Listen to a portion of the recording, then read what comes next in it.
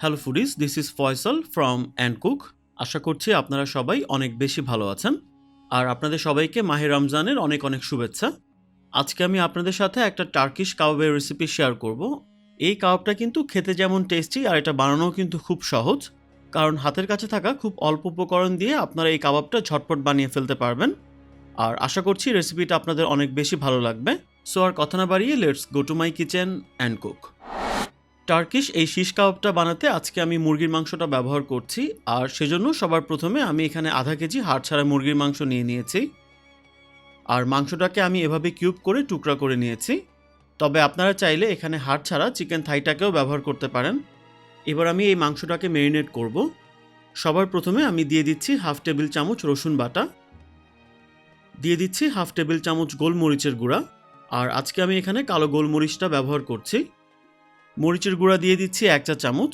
আপনারা যদি ঝালটা একটু বেশি খেতে পছন্দ করেন সেক্ষেত্রে মরিচের গুঁড়াটা সামান্য বাড়িয়ে অ্যাড করতে পারেন। সেই সাথে পাপরিকা পাউডার দিয়ে দিচ্ছি হাফ টেবিল চামচ। 1 টেবিল চামচ দিয়ে দিচ্ছি জিরার গুঁড়া, দিয়ে দিচ্ছি হাফ টেবিল চামচ লবণ বা স্বাদমতো লবণ। 2 টেবিল চামচ দিয়ে দিচ্ছি টমেটো পেস্ট। একটা মিডিয়াম সাইজের টমেটোকে আমি এখানে পানি ছাড়া ব্লেন্ড করে নিয়েছি। আপনারা চেষ্টা করবেন এখানে ফ্রেশ টমেটোটাকে ইউজ করার জন্য। তবে আপনাদের হাতের কাছে যদি ফ্রেশ টমেটোটা না থাকে সেক্ষেত্রে আপনারা এর পরিবর্তে 1 টেবিল চামচের মতো টমেটো সস এখানে ব্যবহার করবেন। এখানে আমি একটা মিডিয়াম সাইজের পেঁয়াজকে বেটে নিয়েছি, আর এবার আমি এই পেঁয়াজের রসটাকে এখানে অ্যাড করব। আর পেঁয়াজের এই রসটা কিন্তু চিকেনটাকে টেন্ডার বা নরম করতে সাহায্য করবে। পেঁয়াজের রসটাকে অ্যাড করার পরে অবশিষ্ট যে পেঁয়াজটা থাকবে সেটা কিন্তু আমি এখানে ব্যবহার করব না। দিয়ে দিচ্ছি 2 টেবিল চামচ টক দই, সেই সাথে দিয়ে দিচ্ছি 2 টেবিল চামচ অলিভ অয়েল।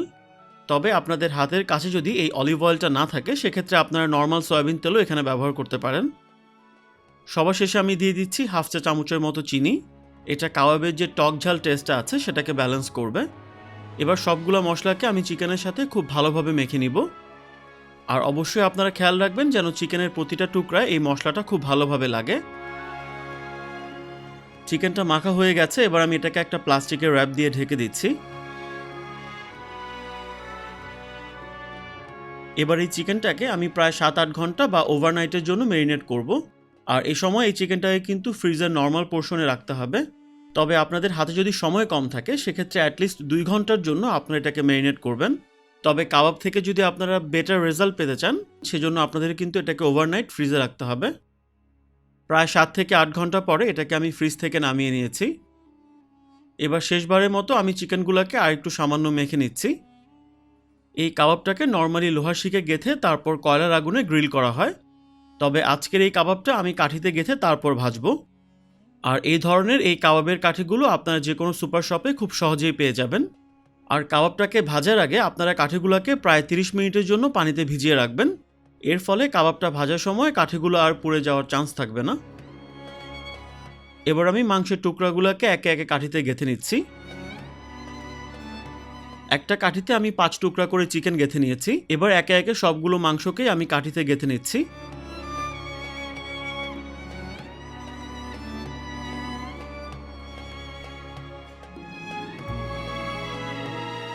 আর আমার এখানে মোট 4টা কাবাবের স্টিক হয়েছে।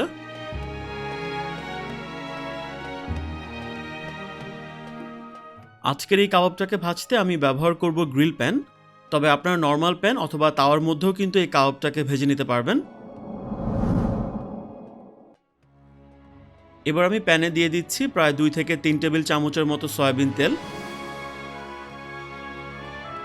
তেলটা যখন গরম হয়ে যাবে তখন আমি কাবাবের কাঠিগুলোকে প্যানের মধ্যে একে একে দিয়ে দিচ্ছি। এবার চুলার মিডিয়াম হিটে আমি পাশ ঘুরিয়ে ঘুরিয়ে এই কাবাবগুলোকে ভেজে নিব।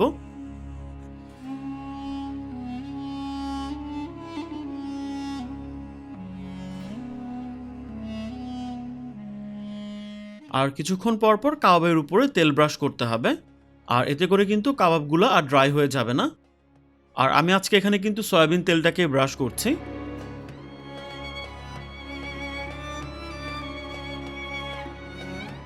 2 থেকে 3 মিনিট পর পর কাবাবগুলোকে উল্টে দিতে হবে, কারণ এক পাশ যদি বেশিক্ষণ ধরে ভাজা হয় তাহলে কিন্তু সেটা পুড়ে যেতে পারে।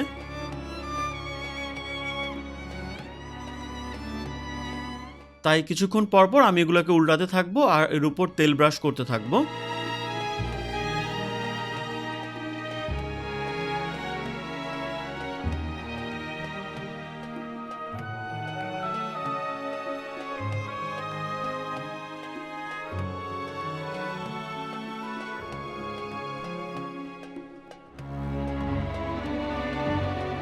সো কাবাবগুলো ভাজা হয়ে গেছে, এবার আমি এগুলোকে একটা প্লেটে তুলে নিচ্ছি।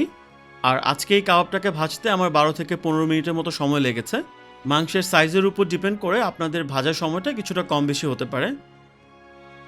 নর্মালি কিন্তু এই কাবাবটাকে কয়লার উপরে গ্রিল করা হয়, ফলে কাবাবটাকে খাওয়ার সময় একটি স্মোকি ফ্লেভার পাওয়া যায়। আর এবার সেই স্মোকি ফ্লেভারটা আমি এই কাবাবে অ্যাড করব। আর সেজন্য এক টুকরা কাঠ কয়লাকে আমি গ্যাসের চুলায় সামান্য জ্বালিয়ে নিচ্ছি। এবার একটা স্টিলের বাটি বসিয়ে দিয়ে তার মধ্যে আমি জ্বলন্ত কয়লাটাকে দিয়ে দিচ্ছি। কয়লার উপর সামান্য তেল দিয়ে দিচ্ছি। আর তেলটাকে দেওয়ার সাথে সাথেই কিন্তু কয়লা থেকে ধোঁয়া বেরোতে থাকবে। এবার একটা ঢাকনা দিয়ে আমি কাবাবগুলোকে ঢেকে দিচ্ছি। এবার এই কাবাবটাকে আমি এখানে প্রায় 10 থেকে 15 মিনিটের জন্য এভাবেই রেখে দিব। আর এর মধ্যেই কিন্তু কয়লার একটা স্মোকি ফ্লেভার এই কাবাবের মধ্যে চলে আসবে। এভাবে যদি কয়লার একটা স্মোকি ফ্লেভার এই কাবাবের মধ্যে দেয়া যায়, তবে কিন্তু এটা বোঝার উপায় থাকবে না যে আমরা বাসায় নর্মাল চুলাতে এই কাবাবটাকে তৈরি করেছি। মনে হবে কয়লার উপরে এই কাবাবটাকে গ্রিল করা হয়েছে। আর এই প্রসেসটা হতে হতে কাবাবের সাথে খাওয়ার জন্য আমি এখানে একটা গ্রিল ভেজিটেবল বানিয়ে নিচ্ছি। প্যানে দিয়ে দিচ্ছি 1 টেবিল চামচের মতো তেল। তেলটা গরম হলে একে একে আমি এখানে কিছু সবজি অ্যাড করব। প্রথমেই দিয়ে দিচ্ছি একটা মিডিয়াম সাইজের পেঁয়াজ। পেঁয়াজটাকে আমি এখানে একটু বড় করে টুকরা করে নিয়েছি। 5 থেকে 6টার মতো দিয়ে দিচ্ছি পাকা লাল মরিচ, তবে আপনারা এখানে কাঁচা মরিচটাকেও ব্যবহার করতে পারেন।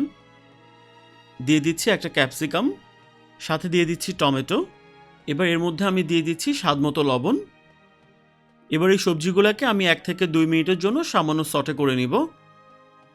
আপনারা কিন্তু এখানে আপনাদের পছন্দ মতো যে কোনো সবজি ব্যবহার করতে পারেন।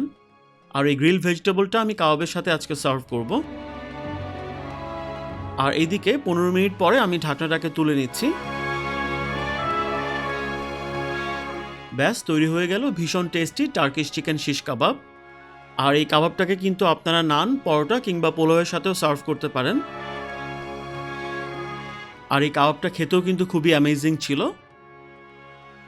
তাছাড়া কাবাবটা ছিল কিন্তু খুবই সফট আর ভীষণ ফ্লেভারফুল। আর আপনার ইফতারে কিন্তু এই রেসিপিটাকে ট্রাই করতে পারেন। আর আশা করছি কাবাবটাকে বানানোর পরে এটা আপনাদের কাছে অনেক বেশি ভালো লাগবে। সো গাইস, ভিডিওটা যদি ভালো লাগে অবশ্যই লাইক করবেন। আর এখনও যারা চ্যানেলটাকে সাবস্ক্রাইব করেননি প্লিজ সাবস্ক্রাইব করবেন। সবাই অনেক বেশি ভালো থাকবেন। Take care. আপনাদের সবার কাছে আমার একটা রিকোয়েস্ট থাকবে, দয়া করে আপনারা কেউ খাবার অপচয় বা নষ্ট করবেন না। Food is life. Please don't waste food.